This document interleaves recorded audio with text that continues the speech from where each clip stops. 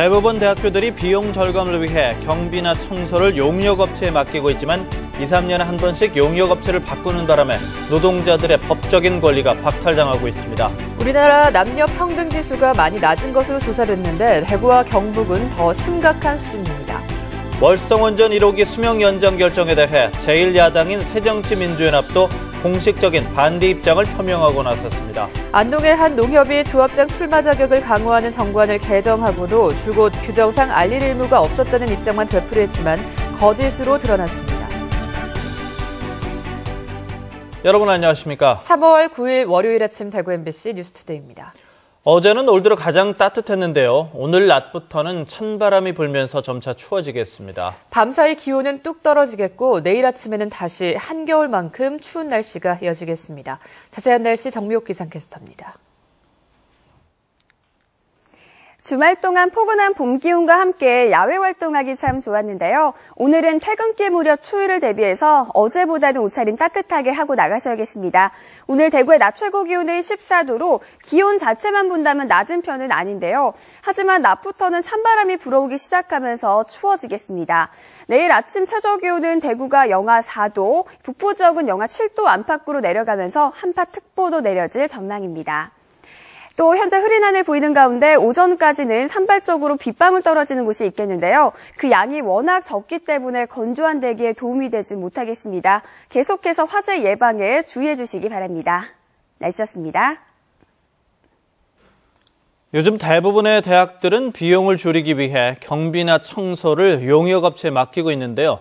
2, 3년에 한 번씩 용역업체가 바뀌는 바람에 최저임금 수준의 환경미화원들이 연차수당 같은 법적인 권리조차 박탈당하고 있습니다.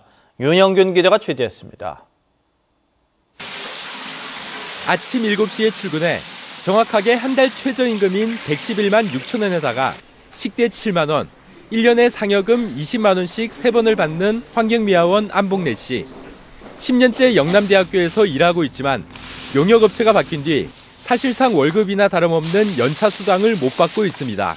다른 대학은 지금 경일대나 대가대 같은 경우는 월급에서 한 달에 한 개씩 연차 15개를 한 달에 한 개씩 탁탁 월급에서 탁탁 나오거든요. 대구대 같은 경우는 연차 15개를 1년치를 한몫을 줘요. 이렇게 용역업체로부터 3년째 연차수당을 못 받고 있는 환경미화원은 모두 65명. 금액으로는 1억 2천만 원에 이릅니다.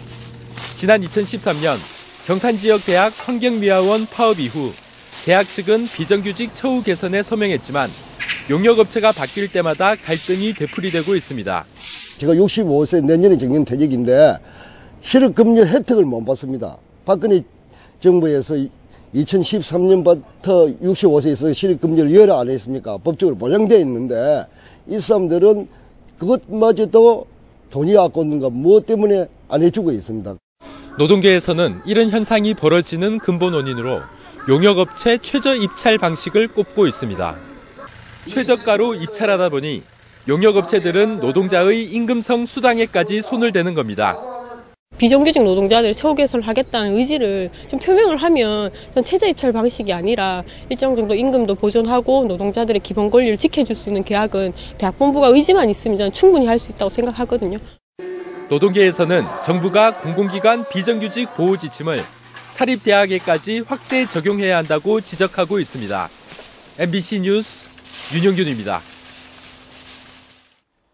한국감정원이 지난 1월 기준 아파트 실거래가 정보를 활용해 전세금을 월세로 전환할 때 적용하는 전월세 전환율을 산정한 결과 대구가 5.4%로 전국에서 가장 낮은 것으로 나타났습니다. 강원도가 8.7%로 가장 높았고 경북은 8%로 전국에서 두 번째 높았으며 서울 5.5%, 부산 5.8%로 대구와 함께 하위권에 머문 것으로 조사됐습니다. 전월세 전환율이 높으면 전세에 비해 월세 부담이 높은 것을 의미하며 최근 전세값이 급등한 대구를 제외하고는 대체적으로 지방의 수도권보다 아파트 전월세 전환율이 높아 월세 부담이 큰 것으로 분석됐습니다. 대구시는 중국과 일본 영어권 관광객을 상대로 전문 가이드가 가능한 인재를 길러내기 위해 대구관광 전담 가이드 양성 과정을 개설해 교육생을 모집합니다.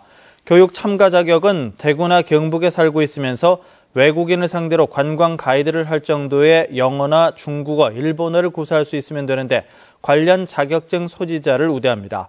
참가 신청은 오는 13일까지 우편이나 이메일을 통해 받습니다.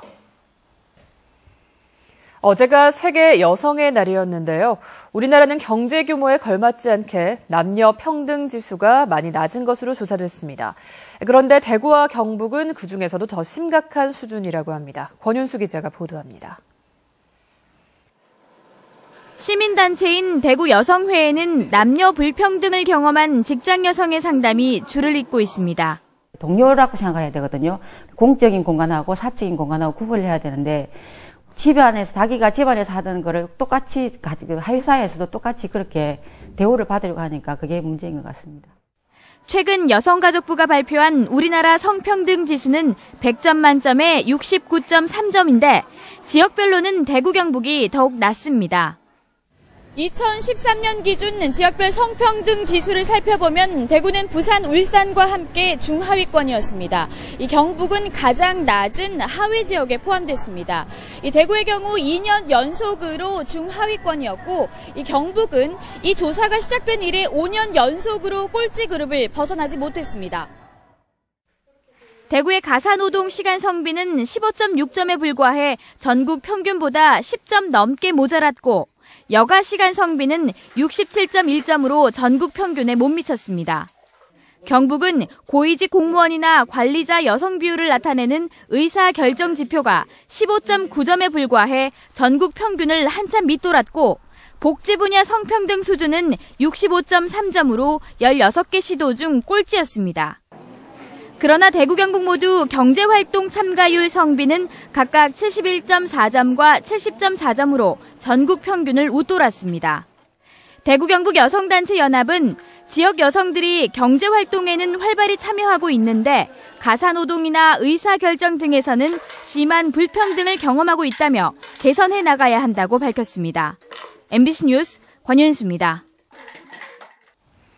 전국 시도의회 의장협의회가 주관하는 지방자치법 개정을 위한 권역별 토론회가 오늘 오후 2시 엑스코에서 열립니다.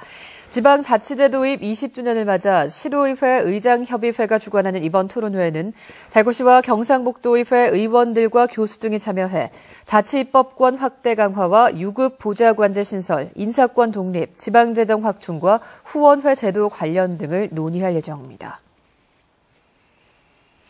대구지방법원은 동거녀 오빠의 신분증을 이용해 대출을 받은 혐의로 기소된 45살 박모 씨에게 징역 1년을 선고했습니다. 박 씨는 지난 2012년 동거녀 김모 씨로부터 김 씨 오빠의 신분증을 받은 뒤 전자금융이용신청서와 카드회원 가입신청서 등을 작성하고 모캐피탈로부터 3,500만 원을 대출받아 사용한 혐의로 기소됐습니다. 월성원전 1호기 수명 연장 결정에 대해서 인근 주민과 환경단체 반발이 커지고 있는 가운데 제1야당인 새정치민주연합도 공식적인 반대 입장을 표명하고 나섰습니다. 유승희 새정치민주연합 최고위원이 어제 경주를 방문했는데 주민 여론을 수렴하지 않은 월성 1호기의 계속 운전은 불법이라며 즉각 폐쇄하라고 요구했습니다. 김형일 기자가 보도합니다. 원자력안전위원회의 월성원전 1호기 계속 운전 결정으로 인근 주민들과 환경단체의 반발이 거세지는 가운데 새정치민주연합 유승희 최고위원이 경주를 방문했습니다. 유승희 최고위원은 월성 1호기에 대한 안전성이 명확히 확인되지 않은 상태에서 주민 의견 수렴 절차도 없이 원전 재가동이 날치기로 통과됐다고 규탄했습니다. 반드시 안전성을 확인한 후에 재가동 여부를 결정하기로 했는데 그럼에도 불구하고 지금 이렇게 날치기로 월성 1호기에 대한 재가동을 결정을 했다는 점에 대해서는 더구나 월성 1호기를 재가동할 경우 매년 500억에서 600억 원의 손실이 추정돼 도리어 세금 먹는 하마가 될 것이라며 월성 1호기의 안전성과 경제성은 국민들의 눈높이에서 재평가되어야 한다고 밝혔습니다. 특히 월성 1호기 폐쇄에 대한 전체 의원 당론을 조만간 확정해 법적 절차상 문제를 철저하게 규명하고 중앙당 차원에서 수명 연장을 막기 위해 최선을 다하겠다고 밝혔습니다. 월성 1호기 재가동에 대해서는 인정할 수 없다는 것이 저희 당의 입장입니다. 이 심사 과정에 대한 문제 제기와 또 점검이 있어야 될 것입니다.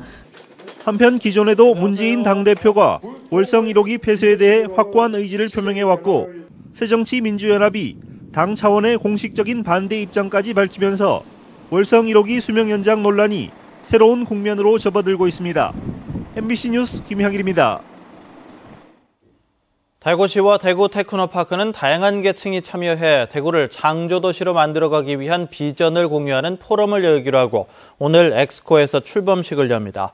대구 창조도시 포럼은 창조도시의 가치를 정립하는 주제별 학습 교류 모임, 창조도시의 활동성과 리더십을 높이는 소통과 학습 모임, 창조도시 대구를 건설하기 위한 아이디어 제안 모임 등 주제별로 나눠 다양하게 운영될 예정입니다.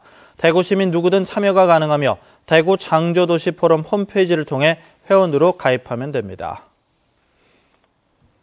제38회 대구 양령시 한방문화축제가 다음 달 15일에 개막합니다.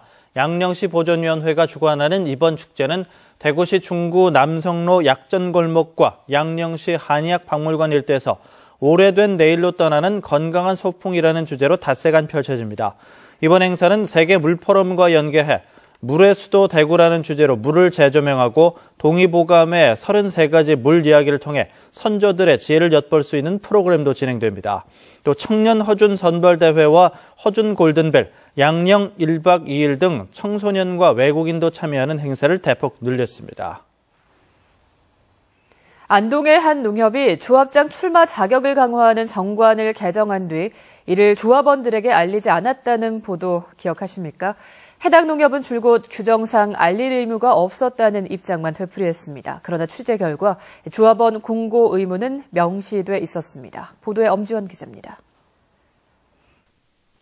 지역농협 정관의 상위법격인 농업협동조합법입니다.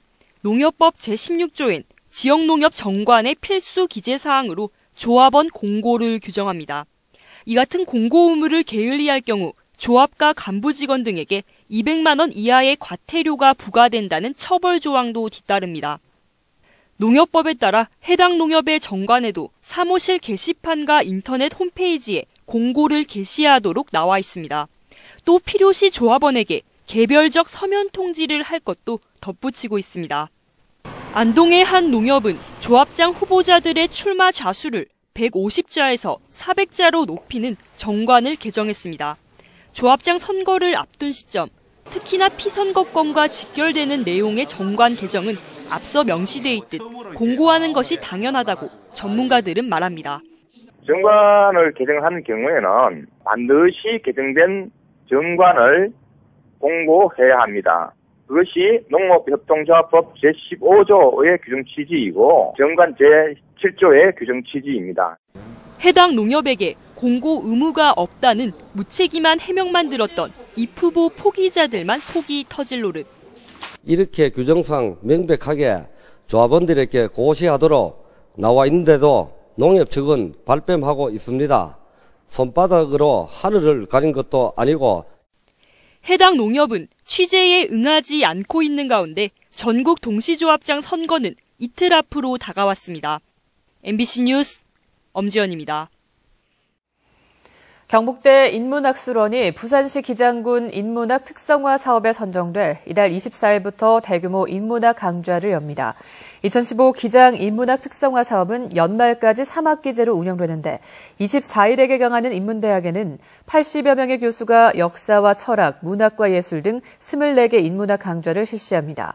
또 학기가 끝날 때마다 시골 의사로 알려진 박경철 씨와 국제 구호 활동가인 한비아 씨 등 저명 인사를 초청해서 인문학 아카데미도 열기로 했습니다. 경북대 인문학술원은 지난해 교육부 주관 인문도시 지원 사업에 선정되기도 했습니다. 프로축구 대구FC가 오는 29일 홈 개막전을 앞두고 있는 가운데 축구 사랑 캠페인을 이어가고 있습니다. 대구FC는 올 시즌 캐치프라이즈가 변화하는 대구FC 축구사랑 2015인 만큼 축구팬들의 관심을 높이기 위해서 축구사랑 캠페인을 펼치며 선수들과 코칭 스태프가 가진 축구사랑의 이야기들을 홈페이지에 지속적으로 소개하고 있습니다. 대구FC의 2015 시즌 첫 경기는 이달 21일 부천 원정으로 치러지며 홈 개막은 이달 29일 오후 2시 대구 스타디움에서 열릴 예정입니다.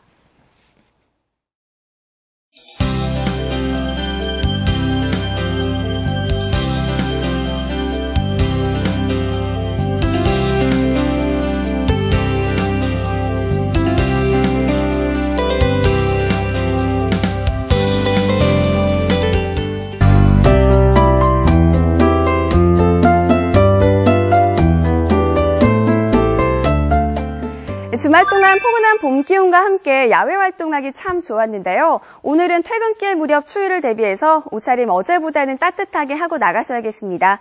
오늘 대구의 낮 최고 기온은 14도로 기온 자체만 본다면 낮은 편은 아닌데요. 하지만 낮부터는 찬바람이 불어오면서 체감온도를 끌어내리겠고요. 다시 추워지기 시작하겠습니다. 내일 아침에는 대구가 영하 4도, 북부 지역은 영하 7도 안팎으로 기온이 떨어지면서 한파특보도 내려질 전망입니다.